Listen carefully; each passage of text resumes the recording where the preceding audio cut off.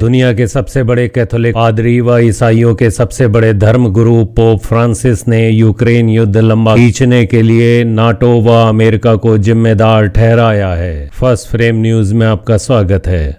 Pope Francis ने अपने एक दिए गए इंटरव्यू में इस संघर्ष के कारणों पर सवाल उठाते हुए साफ साफ कहा कि नाटो और अमेरिका की वजह से ही रूस यूक्रेन युद्ध शुरू हुआ। उन्होंने कहा कि यूक्रेन संघर्ष में नाटो का यूक्रेन को उकसाना किसी की समझ से परे है। पोप ने यह भी कहा कि नाटो ने रूस के दरवाजे पर इतना ज्यादा भौंका कि रूस बुरी तरीके से प्रतिक्रिया करने और संघर्ष करने पर उतर आया। उन्होंने कहा कि वह पुतिन से बात करने के लिए मॉस्को जाना पसंद करेंगे। इटली के अखबार को दिए इंटरव्यू में पोप फ्रांसिस ने कहा कि मुझे लगता है कि यूक्रेन जाने से पहले मुझे मॉस्को जाना चाहिए। उन्होंने साथ में यह भी कहा कि उनकी बैठक पुतिन की निंदा करने के लिए नहीं होगी। वास्तव में कुछ ऐसा दिखता भी है कि यूक्रेन एक हथियारों की प्रयोगशाला बनी हुई है, जिसमें कि नाटो और अमेरिका अपने अपने हथियार यूक्रेन को मदद के बहाने टेस्ट कर रहे हैं। अमेरिका और नाटो देशों का इंटरेस्ट रूस के साथ युद्ध को रोकना नहीं है, बल्कि लंबा खींचना है ताकि उनके हथियारों की टेस्टिंग भी होती रहे। यह युद्ध को रोकने की कोशिश भी नहीं कर रहे, यूक्रेन को मदद के नाम पर खाली हथियार दे रहे हैं और हथियारों से शांति नहीं आती। अगर शांति प्रधानमंत्री मोदी के अनुसार बातचीत और कूटनीति से आती है। स्पष्ट बात यह है कि यूक्रेन में अमेरिका और नाटो देशों के हथियारों का परीक्षण किया जा रहा है। रूसी अब जानते हैं कि टैंक बहुत कम उपयोग के हैं और वह अन्य चीजों के बारे में भी सोच रहे हैं। युद्ध इसलिए छेड़े जाते हैं कि हमारे द्वारा उत्पादित हथियारों का परीक्षण किया जाए। कुछ लोग इसे व्यापार से अधिक कुछ नहीं समझते। 85 वर्षीय पोप फ्रांसिस ने दोहराया कि युद्ध में व्यापार के लिए रूस यूक्रेन युद्ध एक विशाल अवसर से ज्यादा कुछ नहीं है। यह अभी भी यूक्रेन को हथियारों के निरंतर सप्लाई होने के कारण जारी है। उन्होंने जेलेंस्की से 2 बार फोन पर बात की है। उन्होंने उनको समझाया और ना लड़ने का